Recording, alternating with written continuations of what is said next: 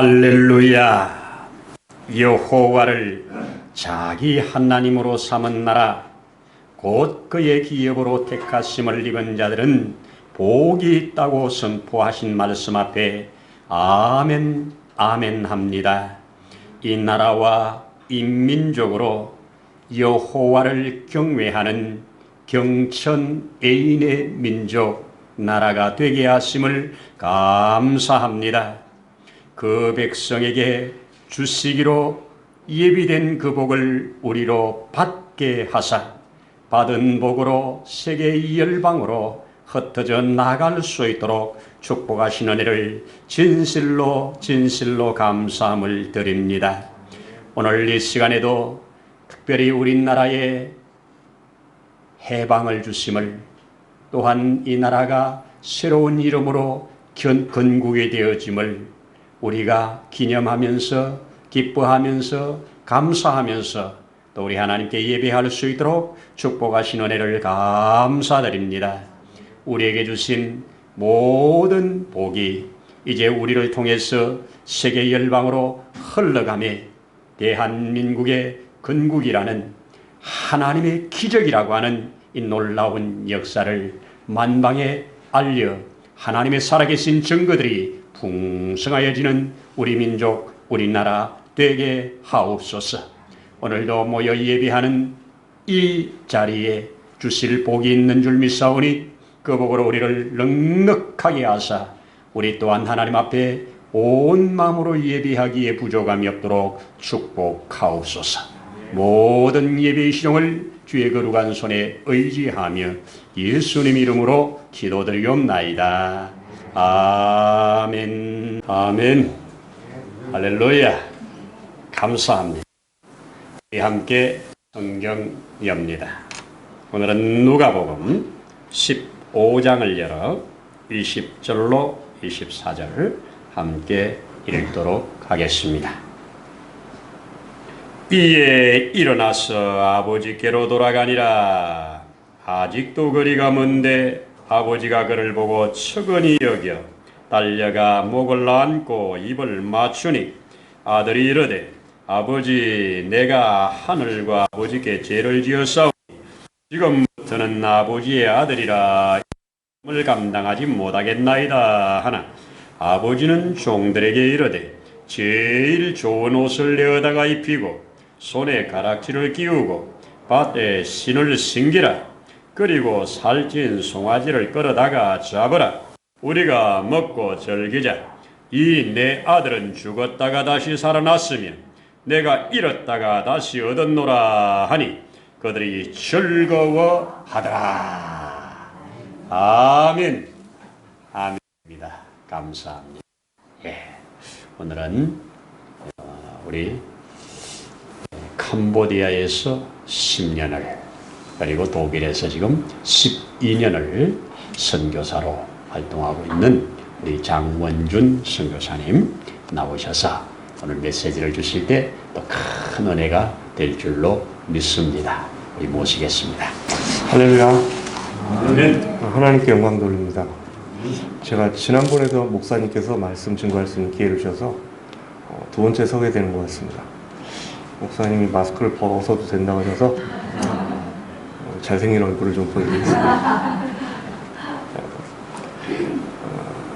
정말 22년 동안 선교사를 있게 해주신 하나님께 영광을 돌리고요. 여러분, 선교사라는 게 뭐 대단치는 않습니다. 그냥 그 자리에 하나님 말씀 따라 있기만 하면 됩니다. 그 자리에 있으면 하나님이 역사하시는 거지 제가 뭐 특별하거나 제가 뭐 능력이 있어서 그렇게 하는 게 아니더라고요. 22년 동안 사역하면서 조금 지친 것 같습니다, 제가. 그래서 한국에 와서 좀 짜장면도 먹고 싶고, 짬뽕도 먹고 싶고, 또 목사님하고도 뵙고 싶고, 또 이런 여러 가지, 잠깐 쉬고 싶은 은혜가 있었습니다. 왜냐면은, 코로나 때문에 유럽 교회가 아주 엉망진창이 됐어요. 저 같은 경우는 뭐, 유학생 사역을 주로 하고, 한인 디아스포라들, 거기 있는 한인 가정들을 위해서 주로, 물론 캄보디아에 있었을 때는 이제 현지인들 사역을 했었어요. 캄보디아 말을 제가 되게 잘합니다. 네. 근데 독일에 오니까 하나님이 이번엔 한인 선교사 가정들을 많이 맡기시더라고요. 그리고 능력이 안 되는데 하나님이 2013년부터 유럽 선교 3년차 때부터 자꾸만 두 곳 교회를 맡겨주셨어요. 제가 가서 뭘 하는 게 아니라요. 그냥 두 곳 교회가 거기 존재할 수 있게끔 해주는 거예요. 여러분, 유럽에 교회 하나 세우기가 얼마나 어려운지 몰라요. 근데 하나님이 제가 뭐 잘나서가 아니라, 야, 네가 그 두 곳 왔다 갔다 해. 그러면 되는 거예요. 정말요? 네. 그러면 돼. 그래서 제가 그냥 그 두 곳에 왔다 갔다 하는 겁니다, 여러분.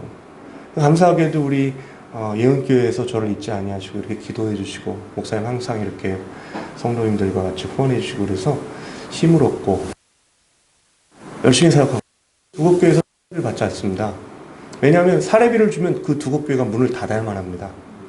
예, 그렇기 때문에 그랬더니 사람들이 그래요. 성교사 어떻게 먹고 살아요? 그래서 저한테 여호와의 팔이 짧아졌습니까? 제가 그래요. 아니, 이 온천한 만물을, 우주를 만드신 분이 우리 아버지신데 하나님이 저 같은 벌레 만도 못한, 먼지보다도 못한 거 하나 못 먹여 살리시겠어요? 엘리야가 그리신에 먹는데 하나님 까마귀를 통해서 그를 먹이셨어요. 그 시대에. 저를 하나님 왜 못 먹여 살리시겠어요? 여러분, 우리가 너무 세상 문화에 잠식당하면 하나님의 은혜와 능력이 작아 보이기 시작합니다. 왜? 세상이 나를 차지하고 있어서 그래요. 사탄의 거짓말이 나를 장악하고 있어서 그렇습니다. 여러분, 우리가 자나깨나 우리가 할 수 있는 건 기도밖에 더 있습니까? 말씀 믿고 기도하는 거 교회 사명 아닙니까? 그게? 그렇게 하다 보면 하나님이 우리에게 뭘 주십니까? 너희는 가서 모든 족속으로 제자를 삼으라는 말씀을 기억나게 해주시고, 또 교회가 크든 작든 선교사들을 서포트할 수 있게 해주시는 것입니다. 저는 그래서 은혜로, 우리 예은교회 성도님들의 기도로, 또 후원으로 거기서 잘 살고 있습니다. 여러분, 선교사는 잘 사는 게 맞습니다. 지질이 궁상 떨고 못 살게 하나님이 안 하십니다. 적어도 그들 중산층 정도는 살면 좋겠지만, 그래도 너무 이렇게 하나님이 밑바닥 생활을 하게 하지 않아요. 저는 월급을 받지 않기 때문에 교회가 저를 차를 사줄 수가 없어요. 제가 두 군데 교회를 섬긴다고 그랬잖아요. 100km 이상 떨어져 있어요. 뛰어갑니까, 거기를? 그럼 한 일주일, 3박 4일 걸리겠죠. 예? 근데 여러분, 하나님이 선교하라고 친구 통해서 좋은 차도 주시고, 예, 저는, 이거 굉장히 비장의 무기인데, 여러분한테만 잠깐 보여드리도록 하겠습니다. 시편 146편 한번 잠깐 보실까요? 여러분, 전 이 말씀을 알고부터 담력이 생기더라고요. 시편 146편.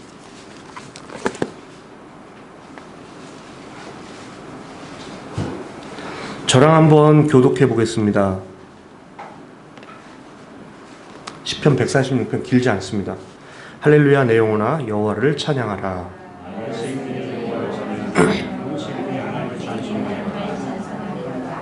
방백들을 의지하지 말며 도울 힘이 없는 인생도 의지하지 말지니 다 같이 읽습니다. 야곱의 하나님으로 자기 도움을 삼으며 여호와 자기 하나님에게 그 소망을 두는 자는 복이 있도다. 아멘. 여러분, 성경이 뭐라고 그러는지 아십니까? 먼저 여호와를 찬양하라고 그랬습니다. 성도의 본분은, 교회의 본분은 여호와를 찬양하는 것입니다. 하나님이 우리 찬양을 들으시려고 우리를 만드신 것입니다. 나의 생전의 여호와를 찬양하며, 다윗이 고백한 하나님은 어떤 분입니까? 내 호흡이 붙어있는 한 찬양해야 될 분이라고 했습니다. 또 어떻게 살으라고 그랬습니까? 3절에 보시면 방백들 의지하지 말며 권세 권력 가진 자들 의지하지 말란 얘기입니다. 또 뭡니까? 도울 힘이 없는 인생도 의지하지 말지니. 그럼 이웃과 단절하고 살란 얘기입니까 이게? 그건 아니죠. 뭡니까? 사람을 자기 도움으로 삼지 말란 얘기죠. 여러분, 전 선교지에서요 사람에게 기대지 않습니다. 또 죄송하지만 교회들에게도 기대지 않습니다. 요즘은요 선교사가 말 한 번 잘못하고 뭐 잘못하면 교회에서 그냥 척척하고 후원이 끊깁니다.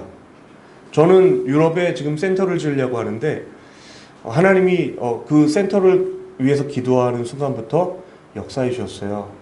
유럽에 여러분 센터 지으려면 한 60만 유로 정도 필요해요. 60만 유로면은요 한 8억 정도 되는 거예요. 8억 정도 되면 저희가 사는 그 집에서 한 30분 정도 떨어져 있는 시골에 여러분 남진 씨의 노래 아시죠? 저 푸른 초원 위에 그림 같은 집이 있는 그런 데 살 수 있어요. 근데 저희 교회에는 돈도 없고 능력이 안 돼서 독일 교회를 빌려서 쓰는데요. 독일 교회를 빌려 쓰다 보니까 문제가 많습니다. 첫째, 우리가 마음 놓고 쓸 수 없어요. 꼭 그들의 허락을 맡아야 됩니다.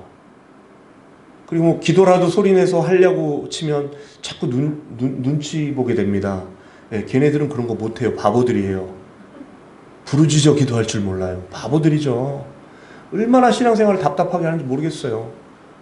루터를 믿는 것 같아요. 루터가 종교개혁한 거.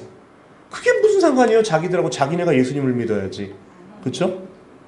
그래서 저희 하나님 지쳤습니다. 이제 저희 센터 하나 주시면 저희 두 곳 교회 위해서 이렇게 쓰겠습니다. 방이 한 8개 정도가 되고 그 다음에 이렇게 작은 공간이 있어서 작은 세미나도 할 수 있고 하나님 선교사님들 또 한국에서 고생하시는 목사님들 오시면 제가 섬기겠습니다. 그랬더니 벌써 좀 1억 넘게 주셨어요. 그냥 기도만 했는데 하나님이 한 1억 3천 주셨습니다. 도울 힘이 없는 인생도 의지하지 말지니. 여러분, 돈이 우리의 목적입니까? 아니에요. 하나님이 우리 목적이에요. 하나님이 목적이 돼야 이거 돈 갖고 있는 건 복이 아닙니다. 여러분, 돈 때문에 죽는 사람들도 있기 때문에 복이 아니에요. 다만 하나님의 일을 멋지게 할 수 있는 기회와 시간을 주실 뿐입니다. 그런 사람들을 저희에게 붙여주실 수 있습니다. 하나님께서. 네, 그걸 아는 거죠. 이게 큰일 났네. 목사님이 3, 40분밖에 안 주셨는데 편하게 하겠습니다. 네. 저는 하라면 허락을 해주시면 해주신다는 사람이기 때문에 네. 오늘 제가 22년 동안 선교지에 있으면서 정말 에피소드가 많은데요. 무슨 말씀을 증거할까? 순위를 갖다 쫙 꼽아봤어요. 1, 2, 3, 4. 그러다가 제 인생이 물론 그 전에 변화됐죠. 고등학교 때 저는 주님을 영접했기 때문에 그 전에 변화됐는데 두 번째 제 인생에 크게 변화가 찾아오게 된 계기가 캄보디아에서 2004년에 있었습니다. 그 사건 이후로 저는 이런 기도를 합니다. 하나님, 제가 원하는 곳이 아니라 하나님이 원하시는 곳으로 가겠습니다. 여러분, 이 기도 함부로 하지 마십시오. 큰일 납니다. 큰일 납니다. 저 무지고생하고 있습니다, 지금. 예? 그런데 얼마나 감사한지 모르겠어요. 고생은 되는데요. 하나님이 얼마나 가까이 계신지 모르겠어요.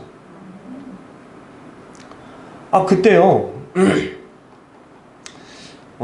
이제 제가 이 말씀을 잠깐 설명을 드리고, 물론 목사님께서 잘 말씀 양육 잘 하시지만 오늘 말씀을 제가 전하게 된 이유를 제가 알리고 싶은 거예요. 하나님은 그분의 자녀를 되찾고 싶어 하세요. 여러분, 하나님께로 돌아오셨습니까? 여러분, 내가 교회에서 집사, 장로, 직분 갖고 있으면 하나님께로 돌아온 거 맞습니까? 여러분, 굉장히 주의하셔야 됩니다. 우리가 곧 하나님 앞으로 가기 때문입니다. 그러면 그날에 하나님 아버지 앞에서 각자가 행한 대로 갚아주시겠다고 그랬습니다. 믿는 자건 믿지 않는 자건 각자의 행위대로 갚아주리라고 그랬습니다. 두렵습니다. 2004년에 그 얘기 조금 있다고. 오늘 누가복음에 보면은요, 이 누가복음 15장에 세 가지 에피소드가 이야기가 나옵니다. 근데 이 이야기가 나오게 된 배경이요, 1절, 2절 때문이에요. 15장 1절, 2절에 보면 찾지 마시고 제가 말씀드리겠습니다. 모든 세리와 죄인들이 말씀을 들으러 가까이 나왔다. 모든 세리와 죄인, 세리는 여러분 그 당시 사람들에게 인정받은 죄인들이었어요. 대놓고 남의 돈을 갈취하는 사람들 아시죠? 그 당시 성서시대 때 그랬습니다. 죄인이죠. 그러니까 모든 세리와 죄인들이 말씀을 들으러 가까이 나왔다. 누구에게 나왔다고요? 예수님께로 돌아왔다라는 얘기예요. 세상에 살던 사람들이 예수님이 오시니까 예수님께로 돌아왔다라는 거예요. 하나님이 예수님 때문에 죄인들을 되찾으셨다는 얘기예요, 여러분. 여러분, 우리 인생에 반드시 하나님 앞으로 되돌아가는 역사가 있어야 됩니다. 그랬더니 바리새인과 서기관들이 자칭 하나님의 아들이라고 생각하는 이 거룩하신 분들이 이렇게 얘기합니다. 예수님을 원망합니다. 뭐라 그러냐면, 이 사람이, 여기서 이 사람은 예수님을 가르치죠. 이 사람이 죄인을 영접하고 음식을 같이 먹네. 상종치 못할 사람들, 불러서는 안 되는 사람들을 불러서 자기가 하나님의 아들이라고 말하고 다니면서 그들과 함께 한다라는 거죠. 굉장한 그 시각의 차이입니다. 예수님은 죄인들을 구원의 대상으로 보셨고요, 바리새인과 서기관들은 죄인들을 심판의 대상으로 보고 있었어요. 여러분, 이거 우리 모습 아닙니까? 한국에 오니까 조금 불편한 게 있어요. 독일에서는요, 뭐 찢어진 옷을 입고 다니든 뭐 팔뚝 잘라진 옷을 입고 다니든 신경을 안 써요. 워낙 뭐 길거리에 맨발로 다니는 애들도 있어요. 왜 그런지 모르겠지만 그 독일에 있으면은요, 그냥 입고 싶은 대로 입고 그냥 이렇게 취장하고 싶은 대로 다닙니다. 뭐 머리도 별의별 색으로 막 염색한 애들도 있고, 그러거나 말거나 신경 안 써요, 독일 사람들은. 그게 문화인 거예요, 거기. 근데 한국 사람들은요, 이렇게 좀 보면 쳐다봐요, 자꾸 이렇게. 그럼 제가 내가 배가 너무 나왔나? 이 턱살, 이 목살이 이게 거북한가? 자꾸만 그들을 의식하게 됩니다. 우리는요, 남에게 이렇게 따가운 시선을 주는데 아주 발전해 있습니다. 그 말은 뭐예요? 정죄하는데 일가견이 있다라는 얘기예요. 심지어 교회에서도 그럽니다. 예수님 시대도 그런 얘기가 있었어요. 부자들이 교회 오면 상석으로, 가난한 자들이 오면 거기 섰든지 저 아래에 앉든지 가든지 네 마음대로 해. 예수님이 오셔서 죄인들을 부르셨다라는 건 무엇입니까? 교회들이 그러면 안 된다라는 것이죠. 여러분, 세상에 나가가지고 전도가 안 되는 이유가 뭡니까? 내 눈에 스탠다드를 없애야 돼요. 내 눈에 기준을 없애셔야 돼요. 내 눈에 기준이 없어져야 다 구원받을 하나님의 자녀로 보이기 시작합니다. 오늘 이 사람들이 뭐라고 합니까? 저 사람이 죄인들과 함께 먹네. 말씀을 가르치는 거룩한 랍비가 죄인들과 함께 하네. 창기들과 세리들과 함께 하네. 그러면서 예수님을 정죄하기 시작합니다. 하여튼 예수님이 비유 세 가지를 말씀하셨는데, 100마리 양 중에서 한 마리를 잃어버렸는데 목자가 99마리 양을 동료들에 맡기고 한 마리 양을 결국 찾아냈다라는 얘기입니다. 그러면서 거기 나오는 이야기가 있는데요. 뭐라 그래요? 내가 너희에게 이르노니 이와 같이 죄인 하나가 회개하면 하늘에서는 회개할 것 없는 의인 99을 인하여 기뻐하는 것보다 더하리라. 그래서 예수님이 죄인들을 데리러 온 거예요. 그러니까 여러분이 죄인을 만나는 걸 두려워하면 안 돼요. 그럼 예수님의 제자가 아니지. 그렇죠? 여러분, 예수님은요, 죄인들을 부르러 오셨어요. 하나님의 잃어버린 아들, 딸들을 되찾으러 오신 분이에요. 근데 감히 거기다 삿대질을 하면서 손가락질하면서 죄인과 함께 먹는다 그러면서 지네들은 의인인 척해요. 지옥의 땔감들은 누굴까요? 바리새인들과 서기관들입니다. 자, 그래서 오늘 그 말씀을 보니까 하나님은 죄인 하나가 회개할 때 기뻐하신다라는 거예요. 그러니까 여러분이 얼마나 막중한 임무를 갖고 있습니까? 여러분, 아무도 상종해 주지 않는 사람이 있다면, 심지어 여러분의 가족 중에도 그런 사람들이 있다면, 하나님 앞으로 데리고 와야 됩니다. 근데 그분들을 데리고 오려면 여러분이 낮아지는 수밖에 없습니다. 여러분이 그들과 같이 되는 수밖에 없습니다. 그래서 예수님은 그들과 같이 되셨습니다. 예수님 고운 풍채나 흠모할 만한 모습이 아니었다고 이사야 선지자는 이야기합니다.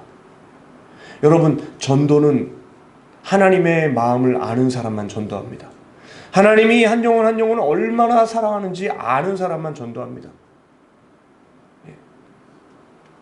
그 다음에 또 두 번째 얘기가 나오는데, 어떤 여자가 10 드라크마가 있는데 하나를 잃어버렸어요. 10개 중에 하나를 잃어버렸어요. 드라크마는 그 당시 노동자 하루 품삯이었습니다. 자, 그런데 여기 8절에 자세히 보시면 제가 한번 읽어볼게요. 어느 여자가 10 드라크마가 있는데 하나를 잃으면 등불을 켜고 집을 쓸며 찾도록 부지런히 찾지 아니하겠느냐. 어떻게 해요? 그 당시 성서시대 집들은요, 바닥에 돌이 깔려 있었습니다. 돌이 그냥 이렇게 깔려 있는 돌이 아니고, 이렇게 유럽 가면은 그런 길이 많은데 돌을 잘라서 바닥에 깊이 박아 놓습니다. 그러다 보면 들쭉날쭉 삐쭉빼쭉 틈도 이렇게 넓었다 좁았다 이럽니다. 그리고 보통 어두웠기 때문에 그 돌들 틈 속으로 떨어진 그 돈을 찾기 위해서는 반드시 불을 켜야 됩니다. 쉽지 않습니다. 그리고 그 돈이 어디에 떨어졌나 알려면 그 돌 틈 사이를 부지런히 어두운 가운데 불을 켜고 쓸어야 됩니다. 그러다가 딸그락 소리가 나면 여기 있었네 하고 찾는 겁니다. 근데 여자가 어떻게 했다고 그랬습니까?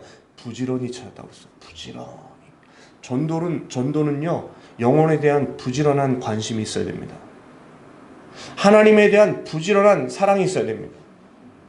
그래야 전도가 되는 것입니다. 자, 그래서 그렇게 두 가지 얘기. 세 번째는 어떤 두 아들이 있는데, 첫째 아들 빼놓고 둘째 아들 얘기만 하겠습니다. 시간이 없기 때문에. 둘째 아들이 아버지가 부자인데, 아버지가 돌아가시기도 전에 아버지한테 뭐라고 그랬습니까? 아버지, 내 거 내놔. 아버지의 상속을 돌아가시기도 전에 받아냅니다. 이런 불효막심한 놈. 아니, 아버지가 돌아가시기도 전에 아버지한테 자기 상속분을 받아서 먼 나라, 아버지가 나를 관리 감독할 수 없는 나라로 떠납니다. 그 다음에 어떻게 됐습니까? 허랑방탕하게 살았습니다. 자, 관리되지 못하는 부는 날아가 버립니다. 그래서 그 아들은 거기서 남의 집에 돼지 치는 자로 전락하고 마는데, 돼지를 치고 치다 보니까, 돼지를 치는 것은 둘째치고 배고파서 죽겠어요. 그러면서 한 가지 일을 회상해 봅니다. 우리 아버지 집에는 품꾼이 뭐예요? 하루 와서 일당 받고 일하는 사람들이죠. The man of hired. 와서 일하는 사람이에요. 그 사람이 와서 아버지한테 품삯을 받으면서 일하는데, 우리 아버지 집에는 그 품삯 받으면서 일하는 사람들도 얼마나 부유한가를 생각하게 됩니다. 그들이 부유한 이유는 무엇입니까? 아버지 때문이라는 거예요. 우리 아버지가 그 사람들을 써주기 때문이라는 거예요. 근데 난 여기서 굶어 죽네. 이러다가 이 아들이 기가 막힌 방법을, 이 둘째 아들 인생에 있어서 가장 현명하고 가장 아주 제대로 된 생각을 합니다. 어떤 생각일까요? 아버지께로 돌아갑니다. 아버지께로 돌아가야겠다라는 거예요. 여러분, 내 인생이 왜 이렇게 꼬이지? 꼬이는데도 그 자리에 계속 바보같이 있는 사람들은 바보입니다, 진짜. 내 인생이 안 될 때 아버지와의 관계를 한번 보십시오. 내가 지금 무슨 짓 하고 있는가? 그러면 그때 이 둘째 아들처럼 깨달으셔야 됩니다. 내가 아버지로부터 너무 멀리 떨어져 있었구나. 아버지께로 가야겠구나. 여러분, 이걸 깨달아야 되는 거죠. 그래서 이 아들이요, 아버지께로 돌아가는데 면목이 없어요. 그래서 생각합니다. 내가 아버지를 만나면 이렇게 말씀드려야지. I will set out and go back to my father. 내가 이 자리를 박차고 아버지께로 가서 그 다음에 이렇게 얘기할 거야. Father, 아버지, I have sinned against heaven and you. 아버지, 제가 하늘과 아버지 앞에 죄를 얻은 죄인입니다. 그리고 21절에 이렇게 얘기합니다.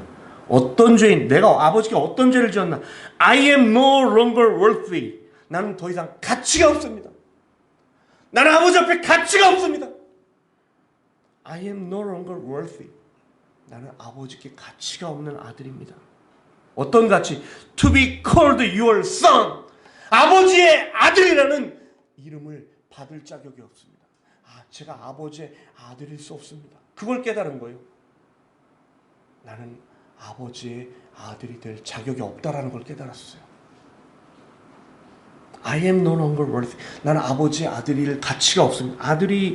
아들이란 아버지의 아들일 수 있는 그 가치를 잃어버린 죄인이란 뜻이겠죠. 그래서 아버지께 갑니다. 갔어요. 그랬는데 기적이 일어납니다. 얘가 신발도 신지 못하고 토닥토닥, 신발도 못 신는 애가 이렇게 돌짝밭을 갖다가 쉽게 뛰어오겠습니까? 그러니까 터덜터덜 걸어가겠죠. 그런데 the long way off, 아직도 상고가 먼데, the long way off, 아직도 거리가 너무나 먼데 저기서 누군가 나를 보고 막 뛰어오시는 분이 있었습니다. 누구지 하고 눈을 막 비웁니다. 저분이 누구지? 아버지였습니다.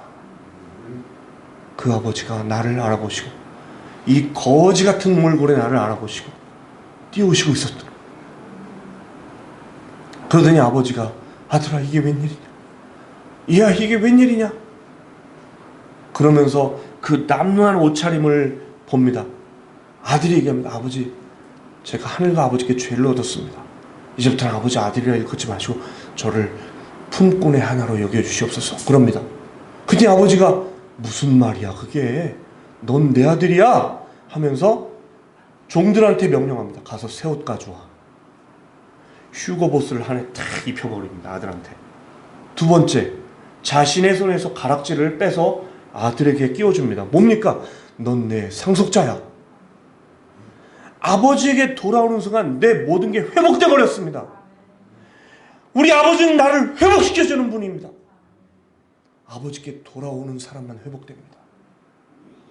그러더니 아버지가 마지막으로 야 가서 신발 가져와. 가장 좋은 신을 신겨.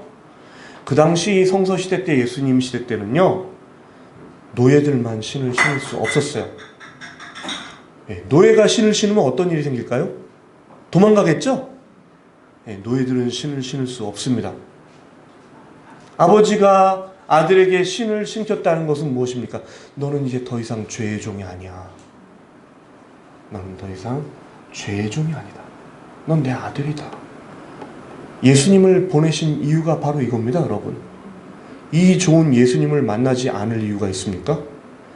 예수님만 나의 구주되면 아버지가 나에게 천국 세마포 입혀주시고 천국을 유업으로 주시고 나에게 정금길 걸을 수 있는 복음의 신을 신겨주시는데 감사합니다. 감사합니다. 아들이 아버지를 되찾고서 한 일이 무엇입니까? 야, 내 아들 죽었다 다시 살아났어. 이 아들이 살아난 이유는 무엇입니까? 아버지께로 왔기 때문이에요. 그죠? 고린도서 5장 17절에 뭐라고 했습니까? Therefore, if anyone is in Christ, 누구든지 예수 그리스도 안에 있으면 the old has gone, the new has come. 이전 것은 지나가고 새 것이 오는 거예요. 누구든지 예수 그리스도 안에만 있으면.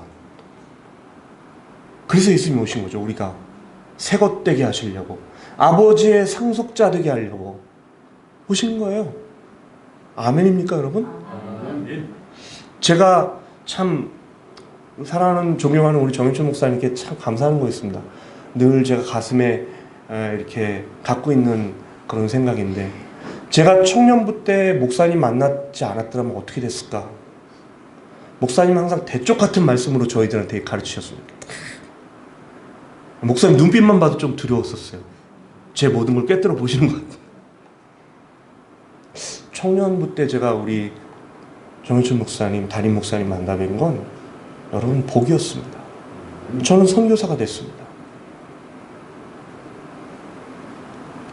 이제 오늘 본문으로 들어가야 되는데 벌써 12시가 다 된 세상에 조금만 더 하겠습니다. 뭐 부흥회는 아니지만 뭐 그렇게 여러분, 오늘 설교 제목이 되찾은 아들입니다. 되찾은 아들. 제가 2001년도에 캄보디아로 갔어요. 그리고 2004년에 한 가지 일을 경험하게 됩니다. 어떤 청년이 저희 아이들을 위해서 MK 교사로 오겠다는 거예요. 미셔너리 키즈의 그 교사로 오겠다라는 거예요. 왜 그러냐면 저희 아이들은 수도에서 멀리 떨어진 곳에 있었기 때문에 그 인터내셔널 스쿨을 다닐 수가 없었어요. 그래서 집에서 홈스쿨을 했습니다. 걔네들은 캄보디아에서 홈스쿨을 했어요. 제가 가르치고 저희 집사람이 가르치고 간혹가다 오는 MK 선생님들이 가르쳤습니다. 근데 이 친구가 오겠다 그래요. 그래 얼마나 오니? 한 6개월 올래? 그랬더니 한 달밖에 못 오는데요. 그래요. 그래? 한 달밖에 못 오면 그럼 얘가 오나마나예요. 그래서 그러면 잠깐 생각 좀 해보고 근데 하나님이 야 생각하지 말고 받아 임마 그러는 거예요. 받았어요. 그래서 하나님 받으니까 받아야죠. 받았습니다. 얘를 바꿔보니까 얘가 표정이 너무 어두워요. 그런데 얘가 저희 집에 와서 근영이 저 아들 딸 얼굴을 보더니 목사님 근영이 미연이는 너무너무 행복해 보여요. 그래요. 제가 행복하니까 애들도 행복한 거예요. 여러분, 그 집이 행복하려면 엄마 아빠가 행복해야 됩니다. 또 엄마 아빠가 행복하려면 하늘 기운을 받아야 돼요. 하나님으로부터 오는 하늘 위에 복을 받으셔야 되는 거예요. 이게 복이지 물질이 돈 아닙니다. 복이 아닙니다. 여러분, 물질이 있어도 비참하게 살잖아요. 물질이 복이 아니라는 건 여러분 아실 거예요. 예, 있으면 좀 편리하긴 하겠죠. 예. 자, 그래서 그 친구가 이름이 이민재 청년인데 목사님 근영이면이 너무 행복해 보여요. 그래. 그래서 물어봤어요. 너는 행복하지 않니? 그러더니 말을 갑자기 딱 안 해요. 계속해서 그 청년 민재 청년의 이야기를 들어보니까 아버님이 월남전 참전 용사세요. 그런데 고엽제 피해 지역에서 전투하시다가 고엽제를 맞으신 거예요. 그런데 누구는 보상받고 아버님은 보상받지 못하시는 거죠. 후유증이 남아있는데 몸이 막 가렵고 한데. 그래서 정부도 찾아가고 주변 교회도 찾아가서 도와달라고 하고 하는데 외면받습니다. 그러니까 이 아버지가 술로 나날을 보내요. 엄마하고 아들하고 딸하고 요 셋이만 있으면 행복하고 단란한 가정인데 갑자기 저기서 아버지의 그림자가 비틀비틀하고 이렇게 들어오면 그 가정은 아이들이 연기처럼 이렇게 사라져버립니다. 왜? 아버지 만나봐야 술주정 들어야 되고 때리고 그럴 수도 있고. 그렇죠. 아버지만 오면 싹 연기처럼 사라지는 그런 엮이는 가정의 이야기를 들려주었어요. 그러면서 아버지가 싫어서 걔네들은 집에 있지 않습니다. 그런데 저희 집에서 이렇게 지내면서 이 청년이 변화되기 시작합니다. 시키지 않았는데 설거지도 하고 시키지 않았는데 청소도 하고 그러면서 즐거워하는 거예요. 굳은 일 도맡아 하면서 즐거워해요. 이게 예수님 만나면 이렇게 되는 거죠. 굳은 일 하는데 즐겁다니까요. 아멘 안 하시는 것 좀 봐. 여러분, 굳은 일을 하셔야 즐거운 거예요. 예수님 안에서는요. 그래가지고 이 친구가 목사님 저 한국 가면요 엄마 아빠한테 정말 잘해드리겠습니다. 제가 마음이 어찌나 좋은지 그래서 하나님이 받으라고 그러셨구나. 그랬는데 한국에서 연락이 왔는데 한 달 더 있어도 된대요. 그래갖고 한 달 더 있기로 했습니다. 어느 날 수도 프놈펜에서 저희 가족을 사랑하는 선교사님 자녀들이 놀러 왔어요. 걔네들은 중고등학생이었고 저희 애들은요 그때 당시에 우리 여기 아까 조그만 여자 아이 한 명 있었는데 조만했었어요. 그러니까 주일 예배를 드리는데 같이 예배를 드리는데 그날 제가 선교사님 자녀들 위해서 구원 초청을 했어요. 왜냐하면 그 아이들이 아직 구원의 확신이 없었기 때문에 그 선교사 자녀들을 위해서 제가 구원 초청하는 설교를 했습니다. 주일에. 그런데 이 민재 청년이 뜻밖의 눈물을 흘리면서 굉장히 감격해하는 거예요. 그러면서 목사님 이 영접 기도는 누가 만들었습니까? 그래요. 그래갖고 글쎄 나도 그것까지 연구해보진 않았는데 어떤 훌륭하신 분이 만드셨겠지. 그래서 너무 좋아서 저희가 점심을 먹은 후에 저는 그 당시에 저희 동네에 있는 호텔의 수영장을 무료로 쓸 수 있는 권세가 있었습니다. 굉장한 권세인데, 왜냐하면 팀이 오면 그 호텔에 무조건 묵게 해주는 거예요. 제가요. 값도 싸고 수영장도 있고 좋으니까. 저는 딜을 했죠. 그 호텔 지배인하고. 그 대신에 나 여기 수영장 좀 매일 쓸 수 있게 해줘. 우리 애들하고 마음대로 이렇게 놀 수 있게 해줘. 그러래요. 그래서 그런 권세를 갖고 있었는데, 주일 예배 끝나고 제가 이제 그 수영장 가서 같이 놀자고 그랬어요. 수영장은 여러분 안전하잖아요. 근데 그 수영장에서 50m만 내려가면 바닷가입니다. 바로 바닷가예요. 에메랄드빛 바다가 쭉 펼쳐져 있습니다. 캄보디아에서 유일하게 그런 아주 그냥 멋진 바닷가가 있는 곳, 그 시아녹빌이라는 곳이 저희가 사역하던 첫 번째 사역지였는데, 근데 그때 이제 이 중고등학생이 있던 이 친구들하고 우리 민재 청년하고, 목사님 1시간만 바닷가에서 놀고 그 나머지는 근용인 위원이 데리고 여기 수영장에서 놀게요. 근데 저희 근용인 위원이는 아직 어렸기 때문에 그 바닷가 모래톱에서 모래장난하고 놀았습니다. 근데 갑자기 그 아이들이 놀고 있는 저곳에서 큰 파도가 한번 퍽 쳤어요. 큰 파도가 퍽 쳤는데 갑자기 선교사님 자녀 2명은 이쪽 모래톱 쪽으로 떠밀려오고, 얘는 저 바다 한가운데로 떠밀려가는 거예요. 근데 수영을 잘하는 애입니다. 걔가 수영을 잘하고 그랬는데 갑자기 얘가 2번을 솟구치더니 쑥 들어가서 안 나오는 거예요. 깜짝 놀랐어요. 제 눈을 의심했습니다. 그때 저를 비롯한 6명이 바닷가로 뛰어 들어갔어요. 튜브 들고 별짓을 다 했습니다. 그런데 그 아이가 나오지 않더라고요. 여러분 그거 아세요? 바닷가에는요, 이렇게 겉으로 치는 파도 말고 밑으로 치는 그 소용돌이 그게 있어요. 근데 그게 얘를 갖다 끌고 순식간에 나간 거예요. 그러니까 얘가 수영을 잘해도 소용이 없는 거예요. 물살이 너무 세기 때문에. 갑자기 그랬어요. 거기가 우리 허리밖에 안 오는 곳인데 갑자기 그랬어요. 난리가 났습니다. 저는 거기서 갑자기 일어난 얘기 때문에 멍해졌는데, 얘가 떠오르지 않으니까 다들 막 거기를 수색하고 그러는데 결국은 못 찾아냈어. 어디로 갔는지 알 수가 없는 거예요. 그래서 저는 그때 같이 사역하던 미국 선교사님하고 밤 늦게까지 해변을 수색했습니다. 혹시라도 얘가 잠깐 기절했다가 왔으면 하는, 영화에서 그런 거 많이 있잖아요. 아니더라고요. 할 수 없이 부모님께 전화를 드렸어요. 그랬더니 그 전화를 받으신 아버님이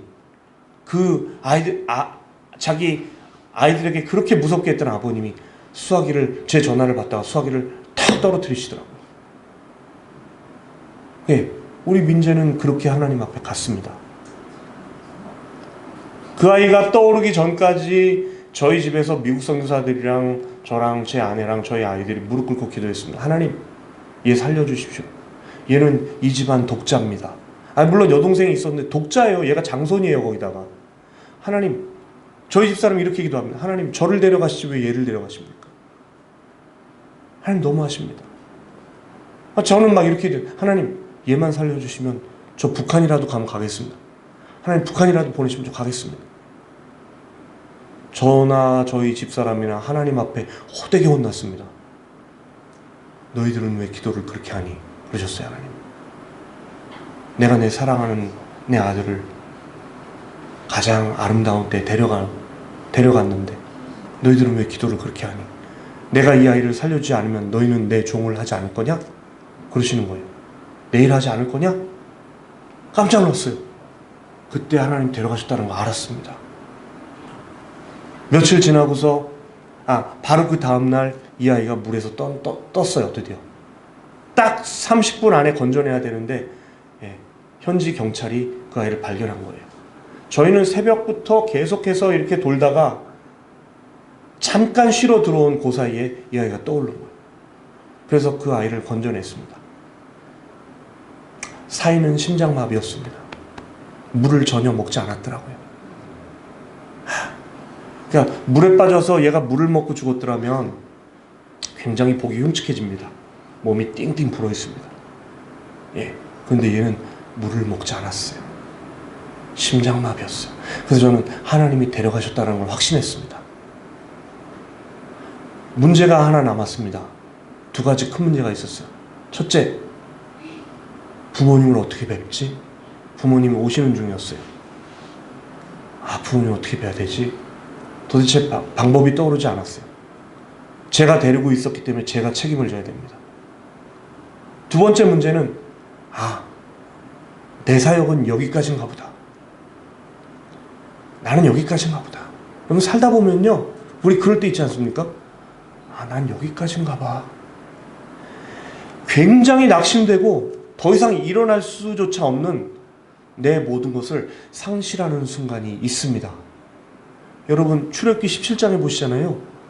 그럼 모세가요, 백성들을 데리고 하나님의 명령을 따라서 광야를 지나서, 광야라고 그러니까 좀 무슨 그냥 길인 줄 아시는데, 여러분 영어 성경에 보시면 데설트예요. 데설트가 뭡니까? 사막이잖아요. 사막을 가로질러 갔다라는 거예요. 그런데 르비딤에 도착해 보니까 뭐가 없었어요? 물이 없었어요. 물이요. 사막을 장정만 60만 성서학자들이 이렇게 얘기하는 그 이스라엘 민족 거의 막 200만에 가까운 인파를 이끌고 갔는데 물이 없었다니까요. 그러니까 사람들이 거기서 모세를 돌로 치려고까지 합니다. 하나님 어떻게 합니까? 조금 있으면 이들이 저를 돌로 치겠습니다. 모세마저 이렇게 얘기합니다. 근데 여러분, 하나님이 가라고 한 그 르비딤에 물이 없었습니까? 물이 없었어요? 있었잖아요. 하나님이 모세한테 뭐라고 그러셨습니까? 얘야, 너는 애굽의 하수를 치던 네 지팡이를 짚고 가거라. 하나님의 말씀 붙잡으라는 뜻이죠. 그래서 내가 저 시내산, 저 호렙산 반석 위에 설 때, 호렙산이 시내산이거든요. 그 반석 위에 설 테니까 너 그 반석 위에 대고 명하라고 그랬어요. 그럼 마태복음에서 뭐라고 그랬습니까? 두드리라. 그럼 내가 열어주겠다고 하지 않으셨습니까? 그럼 모세가 거기서 반석에 대고 명합니다. 그랬더니 반석에서 생수가 터져 나왔습니다. 여러분, 르비딤에 물이 없었습니까? 있었어요. 우리가 발견하지 못했다 뿐이지, 하나님이 우리를 죽이시려고 그러신 것이 아니라 보이지 않는 생수가 있는 곳으로 인도하신 건데, 우리가 신앙 없고 믿음 없으니까, 하나님 말씀 신뢰하지 못하니까 하나님이 우리를 죽인다고 그러던, 그런 말도 안 되는 소리 나고 자빠졌고 그런 거예요. 여러분, 여러분 우리가 인생의 르비딤에 다다를 때가 있어요. 저는 그때 끝이라고 생각했습니다. 아니요, 그건 내 생각이죠. 하나님은 우리한테 끝이라고 말씀하신 적이 없습니다. 하나님이 우리 인생을 거둬가셔야 끝인 거예요. 그래서 그들은 거기서 르비딤의 놀라운 기적을 체험합니다. 여러분, 르비딤은요, 우리 눈에 보이지 않다 뿐이지 하나님의 쉘터예요. 거기는요, 르비딤이라는 뜻 자체가 쉬는 곳이라는 의미를 갖고 있어요. 하나님 우리를 쉬는 곳으로 보내시는 거예요. 근데 우리가 믿음이 없으면 거기서 하나님을 욕하고 있단 말이에요. 큰일 납니다, 여러분. 우리가 인생의 르비딤에 도착하게 되면요, 하나님 원망해서는 큰일 납니다. 그래, 그들이 거기서 하나님을 체험합니다. 여러분, 저도 하나님 앞에서, 하나님, 저는 남들이 가지 않는 곳으로 가고 남들이 사역하기 싫어하는 곳에서 잘 오기도 쉽지 않은 곳에 사역하는데, 하나님, 저는 하나님을 위한 열심히 특심한데 왜 저한테 이런 시련을 주십니까? 막 울었어요. 하나님, 저한테 왜 이러십니까? 막 그랬어요. 하나님, 전 여기가 끝입니다. 그랬어요. 하나님, 전 더 이상 제 힘으로는, 제 생각으로는 어떻게 할 수가 없군요. 하나님, 전 여기서 포기하고 말겠습니다. 자, 하나님 포기했어요. 그랬더니 하나님이 저에게 말씀하십니다. 야, 너는 상황을 바라보지 말고, 좀 있으면 꺼집니다, 목사님. 제가 한국으로 왔더니 자꾸만 저를 이렇게, 제가 이제 그 검사 받은 날부터 저한테 이렇게 떠요, 저런 게. 예. 하나님이 저한테 한 가지 교훈을 주시는데, 야, 너는 너무 기뻐도 기뻐하지 말고 너무 슬퍼도 슬퍼하지 말고 상황을 바라보지 말고 상황 너머에 있는 나를 바라보라 그러시는 거예요. 깜짝 놀랐어요. 그리고 그 아버님하고 어머님을 제가 공항에서 만나 뵙는데 그 아버님 어머님이 뭐 저는 제 머리채라도 쥐고 흔들어서 정말 그 마음이 진노가 가라앉는다면 그렇게 해드리고 싶었어요. 막 뺨도 때리시라고 막 내드리고 싶었어요. 근데 그 어머니가 제 손을 탁 잡으시면서 저를 끌어안더니 뭐라고 하시냐면, 선교사님, 우리 애가 선교사님께 걸림돌 되려고 온 게 아닙니다 그러셨어요. 깜짝 놀랐습니다. 깜짝 놀랐어요. 뜨거운 눈물이 막 쏟아졌습니다. 어머니 부둥켜 안고 막 울었어요. 어머니도 울고 저도 울고. 이제 아버님이 저기서 나오시는데, 아버님은 예수님도 안 믿는 분인데, 어머님은 집사님이셨는데 그냥 죄송하게 고개를 수그리고 있었습니다. 그때 아버님이 제 손을 이렇게 잡으시더라고요. 꽉 잡으시면서, 선교사님, 우리 애는 원래 6살 때 하나님이 데려가셨어야 되는데 20년을 참아주셨으니 많이 참아주신 것입니다. 26에 데려갔어요. 저희 근용이 나이가, 제 아들 나이가 올해로 26이에요. 근용이만 보면 민재가 생각납니다.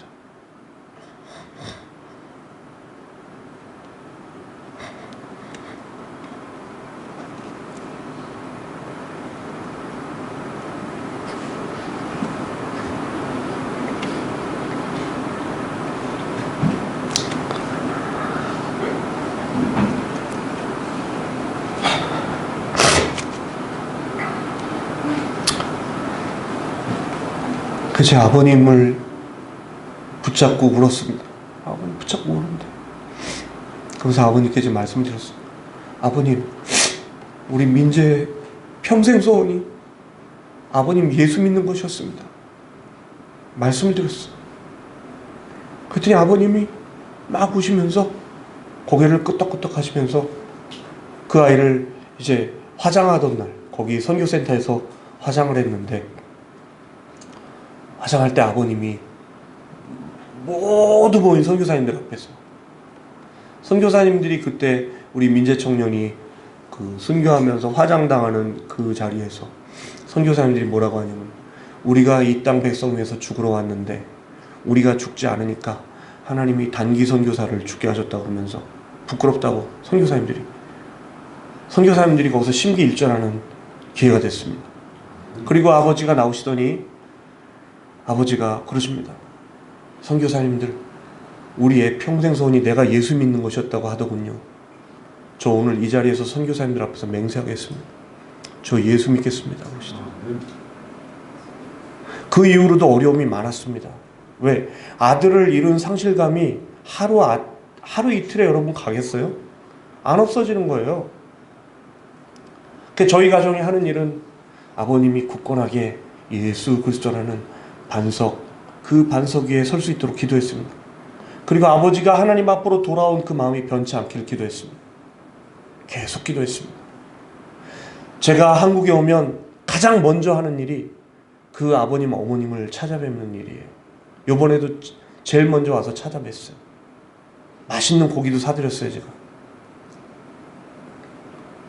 이제는 저희 육신의 아버지 어머니는 다 돌아가셨습니다. 2013년에 돌아가시고 2019년에 돌아가셨는데, 저는 그 일 이후로 우리 민재 청년의 아버지 어머니를 제가 아버지 어머니를 모시고 있습니다.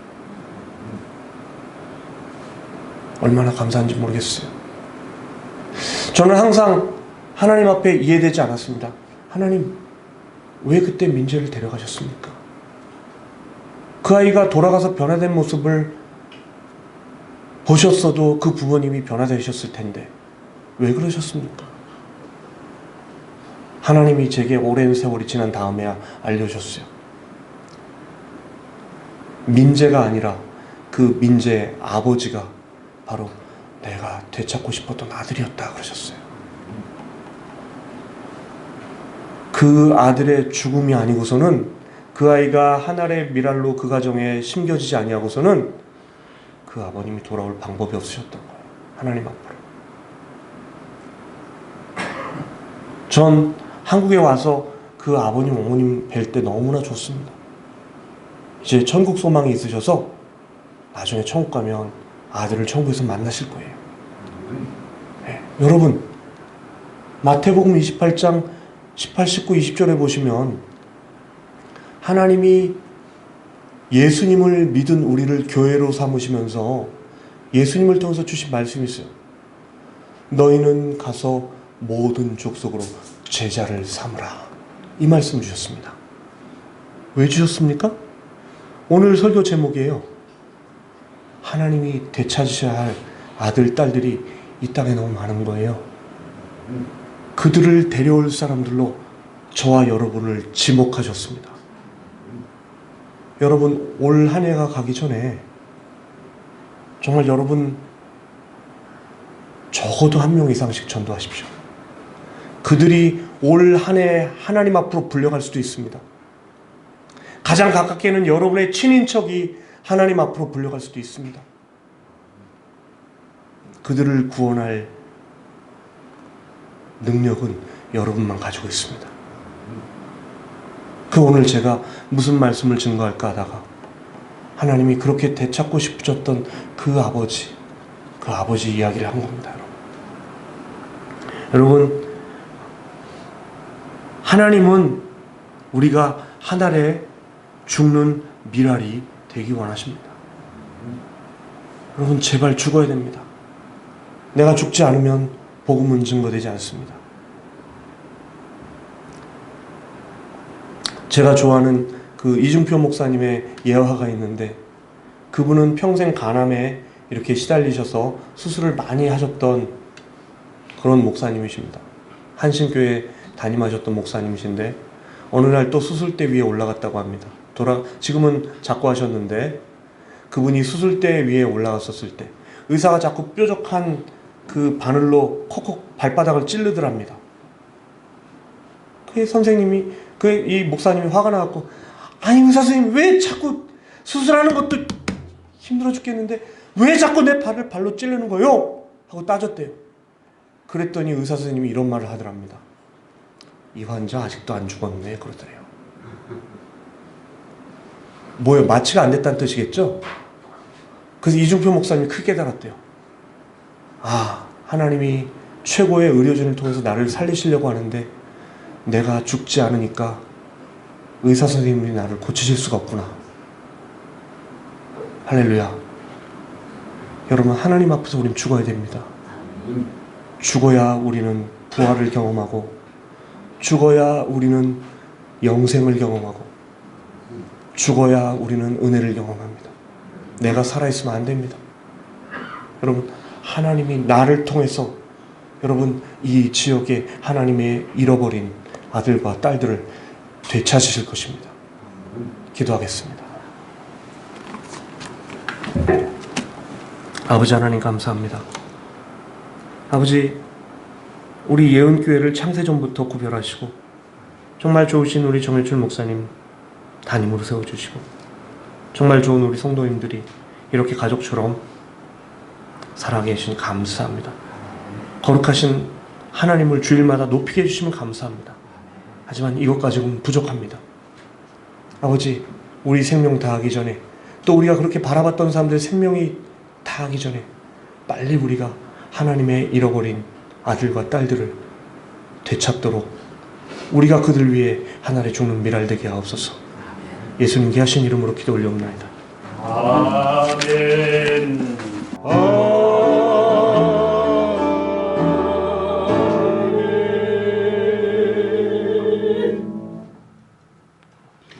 이제는 우리를 살리려고 자신의 생명을 내어놓으신 우리의 주 예수님의 크신 은혜와 그 하나님 아버지의 무한하신 사랑하심과 보혜사 성령님의 일마다 때마다 걸음마다 도우시며 감동해 가시는 놀라운 역사가 이 땅 가운데 받은 생명으로 하나님 아버지의 거룩한 뜻을 준행해 가기 원하는 모든 심령 위에, 가정 위에, 세우신 몸된 교회 위에, 이 나라 위에, 이 민족 위에 떨어져 예배하는 모든 심령 위에 이제로부터 영원토록 함께 하시기를 간절히 축원하옵나이다.